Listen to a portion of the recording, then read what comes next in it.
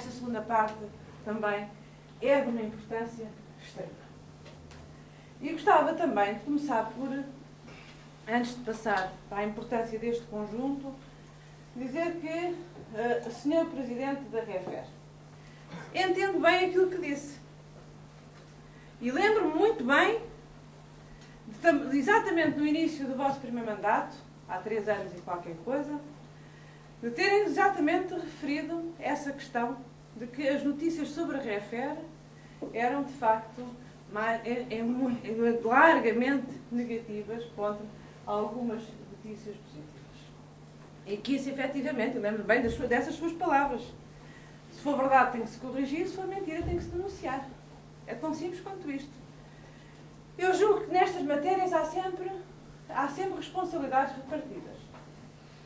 E há sempre posturas que têm que ser alteradas. Mas eu, cada vez mais, também relativamente à REFER, tenho boas razões para sentir orgulhosa. Tenho bons quadros, tenho bons gestores, tenho bons diretores e que, neste momento, começam a apresentar muito mais, de uma forma muito mais assídua e recorrente, muito bons resultados. E este caso é um caso desses.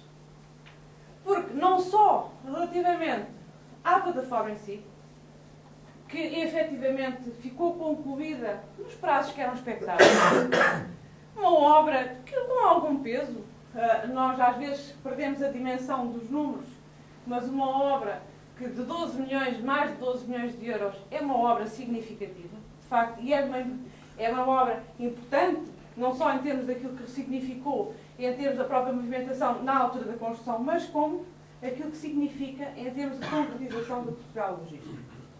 E, de facto, nessa matéria, estão ambos de parabéns. E estão ambos de parabéns porque foi uma obra estritamente da REFER, mas foi uma obra muito desejada pela APA. Porque desde o início que estas plataformas logísticas foram concebidas no seu conjunto. Aliás, está aqui o engenheiro Castanho Ribeiro também, que também colaborou connosco na concepção do Portugal Logístico. E desde o início, e nós todos nos lembramos, desde o início que pensámos que havia só uma plataforma logística portuária de Aveiro. Tinha 2 polos. Tinha o polo exatamente dentro da unidade portuária e tinha outro polo num sítio estratégico da ligação do Porto à rede ferroviária nacional. Ou seja, no ponto de entroncamento entre a futura ligação ferroviária e a linha do Norte. E que era importante que fossem exatamente não só geridas em conjunto, mas também até dimensionadas em conjunto. E, portanto, a própria paternidade desta e a maternidade já agora, desta plataforma, logo na sua gênese, foi muito partilhada e foi muito em conjunto. E, portanto, houve a responsabilidade de conceber, fazer o projeto em si mesmo, levar a obra para a frente e de a concretizar, e foi bem concretizada dentro dos prazos e dentro dos orçamentos, e foi muito acompanhada, de facto, e muito desejada por quem de facto a iria gerir. E aqui estamos hoje a fazer aquilo que é concretizar o Portugal Logístico, que é partilhar a gestão, atribuindo as competências a quem tem mais necessidade, por um lado, mas também, por outro lado, quem tem melhor know-how para gerir. Por um lado, existe a questão da gestão da infraestrutura ferroviária em si mesmo, que é uma atribuição por excelência da REFER, mas existe também toda a concepção e a gestão relativamente à movimentação de cargas, à relação com o setor empresarial, à relação com os potenciais clientes do Porto, que naturalmente cabe ao Porto de Aveiro. E é isto que aqui está, com salvaguardas. Eu achei interessante quando o engenheiro Pardal referiu, foi muito renhido. Nota-se, ao ler-se o facto do contrato, nota-se bem que é um contrato muito a sério, um contrato muito sério, que nós não estamos habituados a ver entre 2 entidades públicas. Estamos habituados a ver entre entidades privadas, entre entidades privadas e entidades públicas.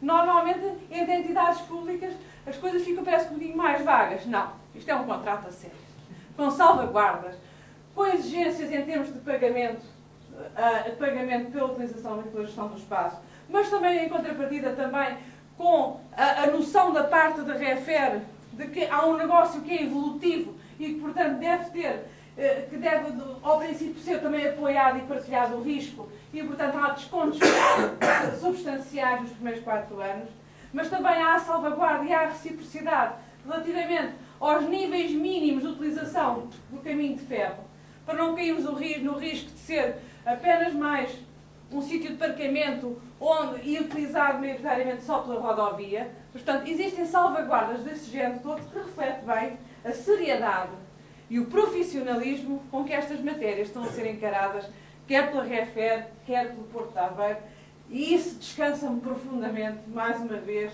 em matérias que dizem respeito às duas empresas. Portanto, isso é uma questão muito importante.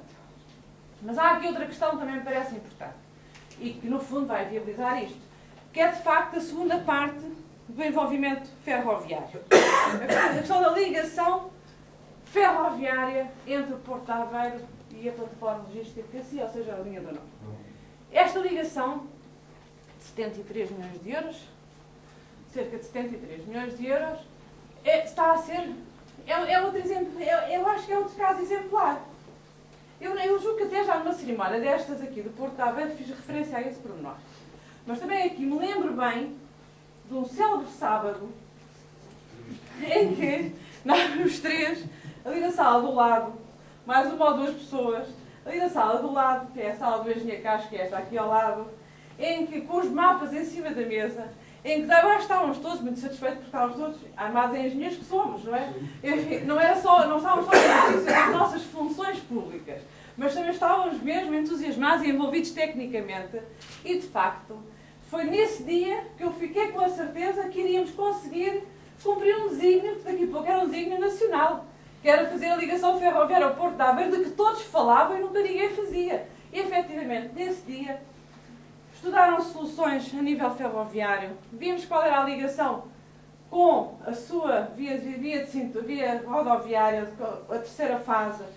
Fomos para o terreno com mapas, ver como é que as coisas se passavam, e a partir desse dia, de facto, foi aí, não foi há tanto tempo assim, 3 anos talvez, 3 anos, que foi decidido que íamos avançar com esta ligação. E todos nós, que somos realistas e, portanto, sabemos exatamente quais são os procedimentos a seguir e quais são os timings que são associados, todos, não pode haver ninguém que deixe de achar notável, passados 3 anos, temos a obra em pleno, como está no terreno e se pode ver, e que vai ficar concluída até ao final deste ano.